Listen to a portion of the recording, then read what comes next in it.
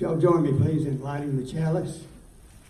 We light this beacon of hope, sign of our quest for truth and meaning, in celebration of the life we share together.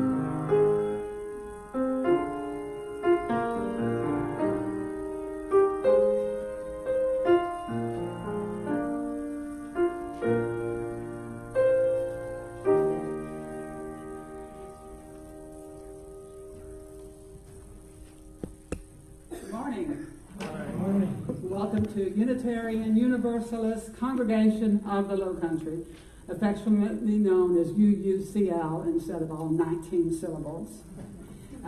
As you can see, I'm not Charlie Tyler, I'm Rosemary Staples. I've been a member of UUCL for less than 2 years, and it's a wonderful place to be. If you have never been here before and would like to introduce yourself, please raise your hand on this side of the room. Are there any visitors or guests who would like to introduce themselves? All right, how about in the middle if you've been here only 1 or 2 times? Jerry. Hi, I'm Jerry. I'm from California. Hi, Jerry.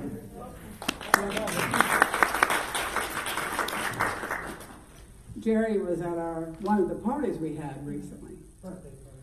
And over on this side, are there any new members or new guests? I'm sorry. Phyllis from Rankin City. Hi, Phyllis, welcome. Please join us afterwards. After this. Oh, I'm sorry. Yes. Hi, Paulette and John Fontenot. We've been here for 6 months. You said Paulette? Yes. And Phyllis? Yes. Okay. Please join us after the service. There'll be some food and coffee, and then we'll have a talk back where you get to know each other. We'll talk about what our message is today. Now I would like to give a couple of announcements that are upcoming. If you are interested in being a member of UUCL, we're starting a new pathway to belonging, which will happen after Sundays after the service, beginning August 25th, September 1st, September 8th. Ann Harrison, raise your hand. She and Reverend Tyler will be conducting a class about the history of UU, and that you'll find out more about this wonderful congregation. We also are going to be starting Music on Malpris. Joanne, raise your hand. She has been wonderfully in charge of getting some fantastic singers to come, and we'll be starting Music on Malpris pretty soon. We'll need volunteers. If you're interested in volunteering, contact Joanne. We do need some help. Nobody has to do any technical stuff. It's like food and We need some setting help up. assisting the sound person, which is just moving things around, hanging up signs, that type of thing. And if we have anybody that knows how to work some lights, we have a spotlight that we'd like to start using. Okay, anybody out there for spotlights? Please join. All right. And I am the chair of the Social Justice. And we have one more batch of postcards that we're going to be sending out to voters in Georgia. And you can pick them up after service from Jackie or me, and then this will be the end. But altogether, we have put out about 4,000 of these postcards to solicit also, in light of social justice, SCUJA, which is South Carolina social justice, whatever. We are having the day in October 5th over in Columbia at the church there. There will be a festival, the Second Fall Festival. So if you'd like to drive up, I plan to do it that day, and let's do a road trip. That is it with the announcements, and now I think I turn. Oh, now what do I do? Opening words. Welcome, opening words to Dr. Neal John. Thank you, Charlie.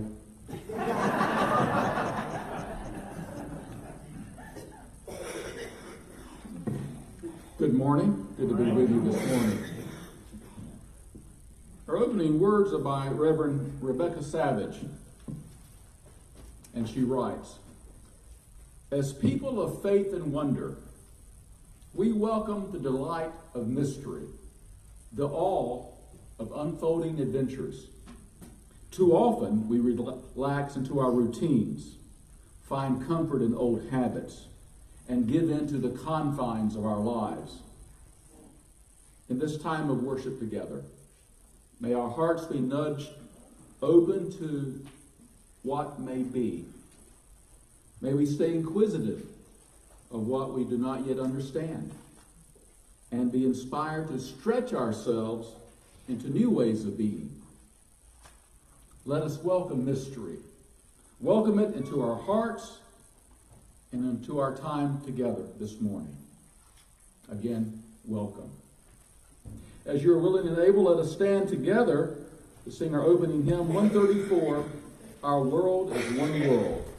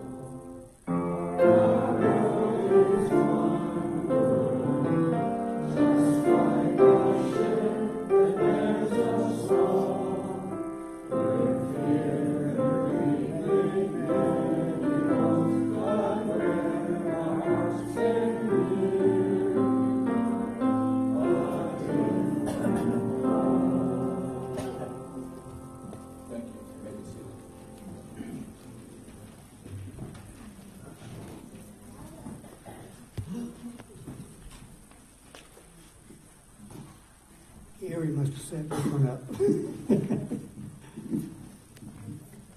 And now it's time for sustaining our community and sharing from our abundance. We give to remind ourselves how many gifts we have to offer. We give to remember that we're part of something bigger than ourselves. We give because we believe in music and sacred space. We give with the faith that together we have enough. And now we'll pass the baskets.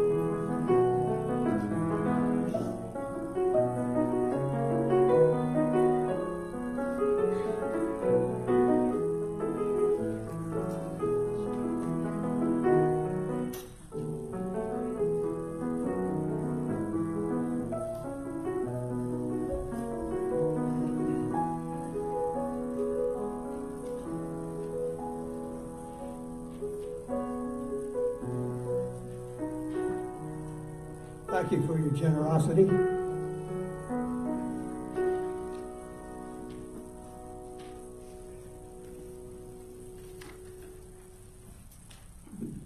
This is the time we share our joys and concerns. This has become a season of joy. Yes. Yes. So if you have a personal joy, come forward and we want to share it with you. If, on the other hand, you have a concern, it's our hope that the comfort and support of those around you will lighten your burden a bit. So when you come forward, take a stone from the basket, tell us who you are and what you need to share, and then return your stone to the cairn. Please, no announcements of any kind, including political.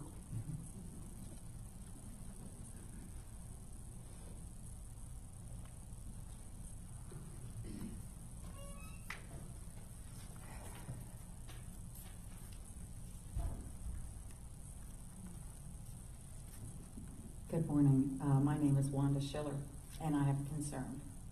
Yesterday morning, I spoke to my best friend from kindergarten and learned that her husband of 46 years will be coming home tomorrow from the hospital for hospice and family care. His cancer takes another victim. So, this is a tough one. He's always been a very active rock and roll kind of guy, and so your thoughts and prayers are appreciated.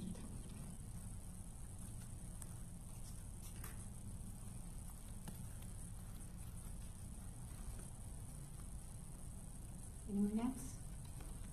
Will you join me in reading affirmation number 519, found in the back of your book? Let me not pray to be sheltered from dangers, but to be fearless in facing them. Let me not beg for the stilling of my pain, but for the heart to conquer it. Let me not look for allies in life's battlefield, but to my own strength. Let me not crave in anxious fear to be saved, but hope for the patience to win my freedom. Grant me that I may not be a coward, feeling your mercy in my success alone, but let me find the grasp of your hand in my failure.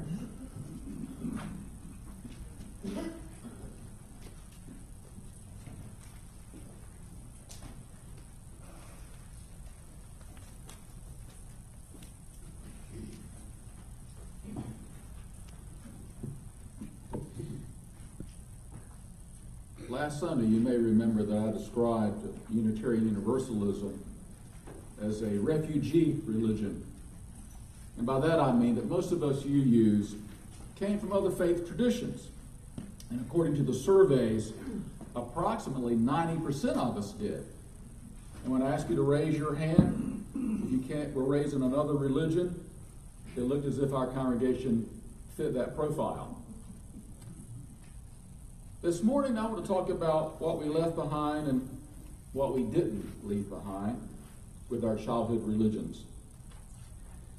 Now, on the surface, what many of us left behind were the doctrines and dogmas, the rules and rituals we could no longer believe in or practice with integrity. But on a deeper level, I think many of us left behind the presumptuousness, perhaps even the arrogance of an institution claiming to have unquestionable answers to unanswerable questions. There are, to be sure, many mysteries about life. And the most appropriate posture toward mystery is one of awe and wonder. And yet, religions typically squeeze the awe and wonder out of life's uncertainties with the certainties of their creeds. Now, our Unitarian and Universalist ancestors were labeled heretics. And I find that to be an interesting word. Heresy comes from a Greek word meaning to choose. Rather than blindly accepting the truth as being handed down from God through Scripture or the Pope or some other ecclesiastical authority, our Unitarian and Universalist ancestors exercised their right to choose what they would believe in practice. rather than put their faith in some external authority, they chose to listen to various internal authorities. The main one being reason. Now, insisting that your beliefs be reasonable is not a bad standard, especially in today's post-factual, fake news, science-denying world.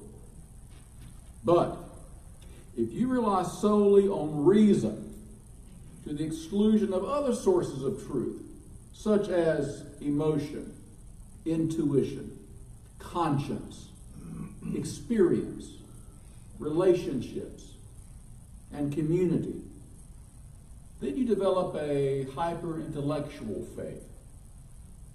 And we UUs can be undoubtedly hyper-intellectual. Or as we say back home, we do tend to be overeducated.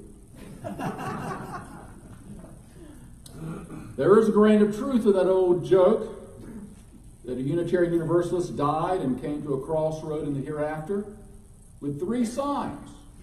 One said, "This way to heaven." Another one said, "This way to hell."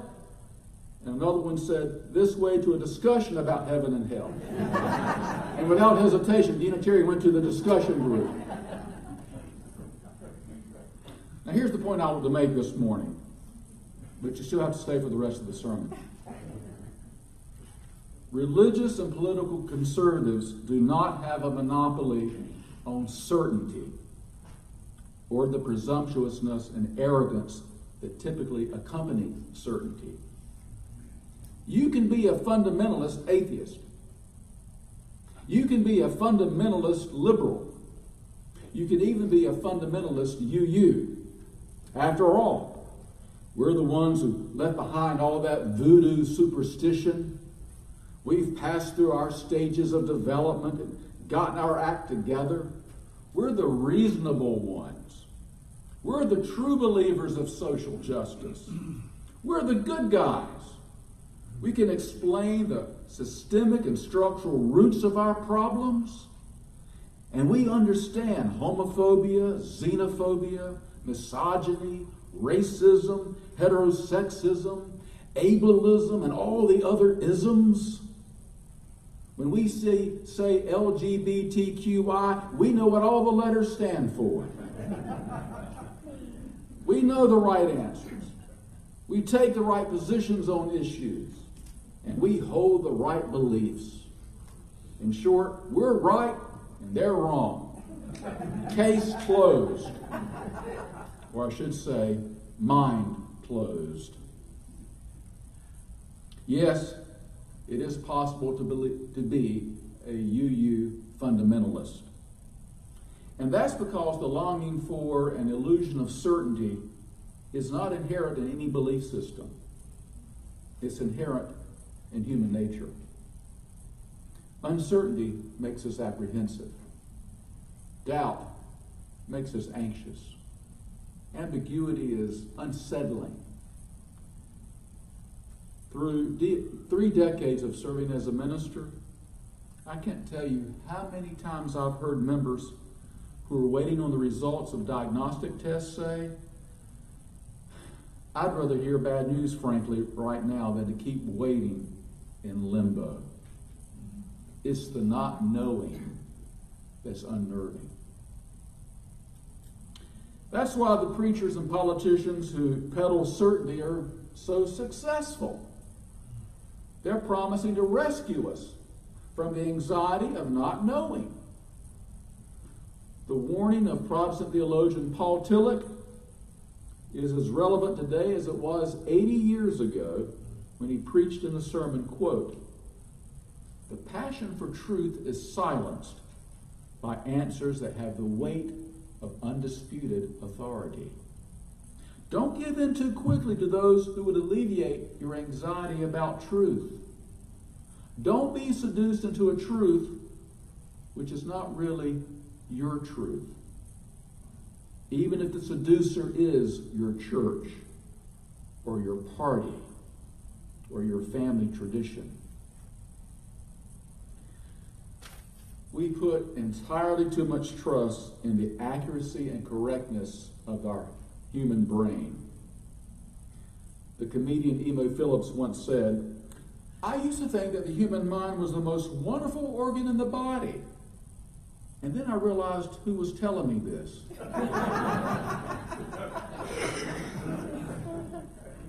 For one thing, our perception of reality is fallible. Light enters our eyes, sounds enter our ears, chemicals waft into our noses, and our brains make a guess about what it all is. Do you remember the dress that made its rounds on the internet years ago? Yes. A layered lace dress and jacket were posted on social media, and it put people firmly into two camps. Some saw the dress as being white and gold, while others, looking at the identical dress, swore that it was blue and black. Each group was sure it was right, and the others who saw it differently were wrong. Not only are our perceptions inaccurate, but our memories are inaccurate. I believe that many of us think that our memory works like a video. We just wind back our minds to a certain time and replay that exact moment, but that's not how our memory works. Our memories are extremely malleable. We remember something, then when we remember it later, we remember it slightly differently. And if there are any holes in our memories, we fill them in with our own embellishments to make sure everything holds together coherently. And over time, we choose to believe those embellishments are true. We are susceptible to changing our memories based on old photographs, what others recall about an incident, our own wishful thinking, and even our mood at the time of recall. There's been a lot of research conducted with married couples, which has found that when they're experiencing marital bliss, they remember their honeymoon fondly. And when they're experiencing marital discord, they remember the same honeymoon negatively. It's because our memories are so faulty that eyewitness testimony is no longer regarded as ironclad evidence in court. In addition, all of us have a confirmation bias. Our brains are designed to make meaning for ourselves. And once we make meaning, we stubbornly cling to it. We tend to seek out evidence that confirm our beliefs. And even when faced with evidence to the contrary, we tend to ignore it and keep on believing anyway. And the confirmation bias has probably never been so easily reinforced as it is today with our social media bubbles, in which we immerse ourselves in media sources with which we agree and are never exposed to opposing viewpoints. Again, this is not a conservative or liberal tendency. It's a human tendency. It's the way our brains work. Now, I'm preaching science to you because in a UU congregation, science is our sacred text. But you get my point. Our brains are not nearly as accurate and correct as we think they are, which means that we're not as right as we tend to think we are, which also means that others may not be as wrong as we tend to think they are when they disagree with us. Oh, and there's one more reason. We tend to feel certain about what we know, and that, in a word, is ego. Buddhism has brought to our attention that our idea about who we are is just an arbitrary mental construct. See, we tell ourselves stories about who we are, and we believe these stories as the truth. And then we try to live up to our self-image, and we defend it and justify it and maintain it, even in the face of evidence to the contrary. We don't mean to. That's just how our brains are wired. But no story can contain the whole picture. Details are always left out. These stories we tell ourselves about who we are, they give us blind spots. So, if you tell yourself that you're a nice guy, you're likely to overlook those instances when you're insensitive and unkind.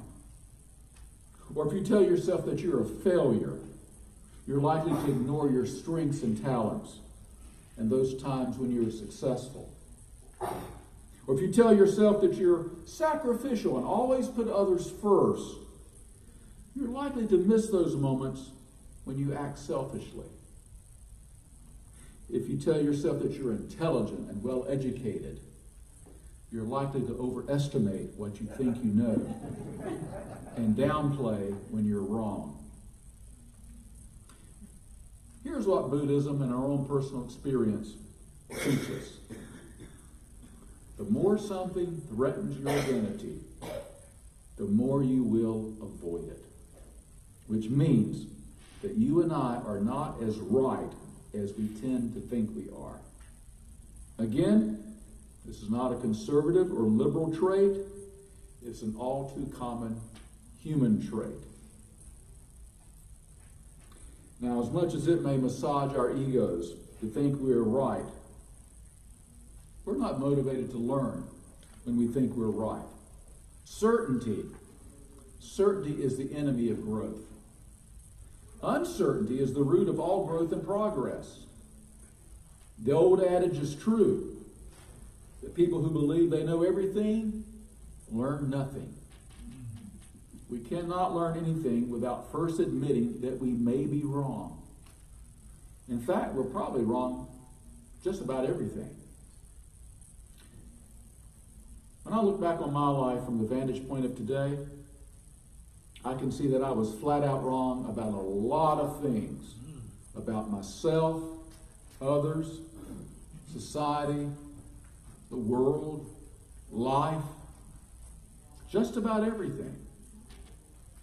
And just as the present Neal can look back at the past Neal and find all of Neal's flaws and mistakes, one day future Neal will look back on present Neal and his assumptions and notice similar flaws. And that will be a good thing, because it will mean that I'm still growing. Not that long ago, cartographers believed that California was an island. Not that long ago, astronomers believed that the Earth was at the center of the universe and that the sun revolved around the Earth. Not that long ago, doctors believed that slicing a person's arm and causing them to bleed could cure disease. Now, looking back at history from the present, these beliefs and practices seem incredible. And I imagine that in centuries to come, people will laugh at us and our certainties today. I expect they'll laugh at how we let our money and our jobs define our lives. They'll probably laugh at how we were afraid to show appreciation for those who matter most to us, while heaping praise on celebrities who don't deserve the time of day. They'll probably laugh at how we pinch pennies on education and health care and the arts so that we can give more money to the wealthy and spend more on war. And this too will be a good thing if it comes to pass, because it will mean that the human race is still evolving. Our 4 principle states, we affirm and promote a free and responsible search for truth and meaning. I don't think the key words here are truth and meaning. I think the key word is search. Growth is an endlessly iterative process. When we learn something new, we don't go from wrong to right. Rather, we go from wrong to slightly less wrong. And when we learn something additional, we go from slightly less wrong to slightly less wrong than that. And then to even less wrong than that, and so on. We're always in the process of approaching truth and meaning without actually getting there. Along our spiritual paths, as we reach one horizon, the next horizon stretches before us. The ability to question ourselves, to doubt our own thoughts and beliefs, to admit that we may be wrong, require humility. And let's face it, humility is not a virtue that's held in high esteem these days in our public life. In fact, one of our most prominent politicians today may be the least humble person on the planet. The fact is, he would not be where he is today if our society did not value overconfidence and bluster over truthfulness and humility. I think of church at its best as being a countercultural community. At church, we have the opportunity, hopefully, to learn those virtues that are not taught or exemplified very well in our culture. Here, we learn what it means to be a whole human being, which, among other things, means to learn that we're not finished products, but are in process. No matter how old we are, there is room to grow. The school of life does not take a summer vacation.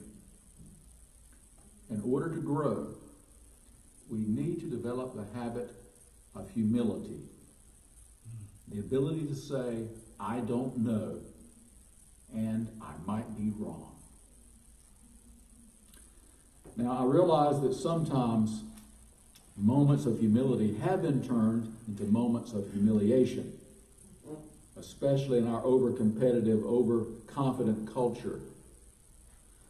But here's what I've learned the hard way over the years.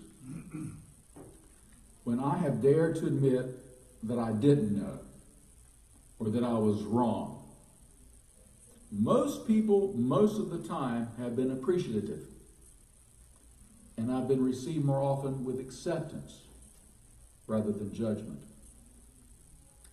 And I've discovered that such moments of honesty and vulnerability have encouraged others to be honest and vulnerable. And that such moments have brought us closer together. We feel that often in our talkback sessions. And I am proud to say that many of those moments have occurred for me in UU congregations. May we all have the courage and common sense to be open to the possibility that we may be wrong. Amen.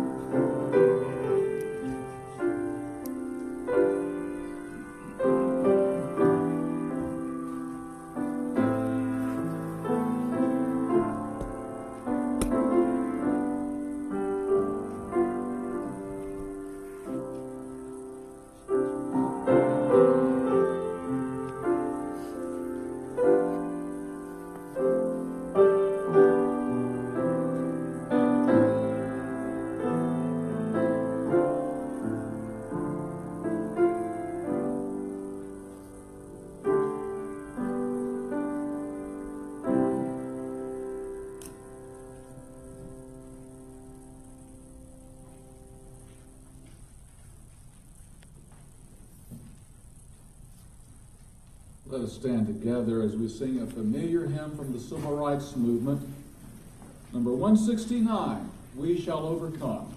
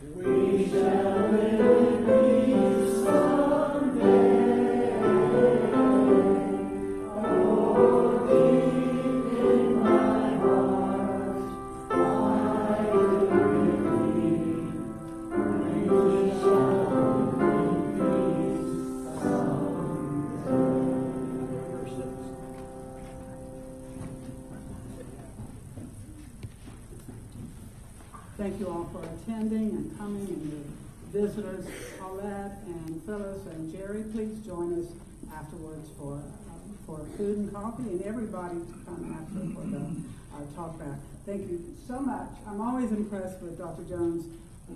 Oh, the wordsmithery, the crafting of words is so memorable. I'm always jotting down these memorable sayings like the unquestionable answers to the unanswerable question, or maybe I got it backwards, I'm not sure.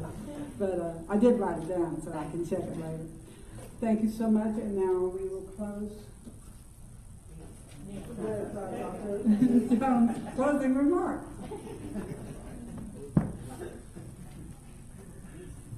Our closing words are by Reverend Karen Johnston, who wrote, "Life is a series of transitions, and transitions are like doorways. And when we open a door, we think we know what we'll find on the other side, but we can never be sure. So as we go from this place of worship, let us remain open to the mystery."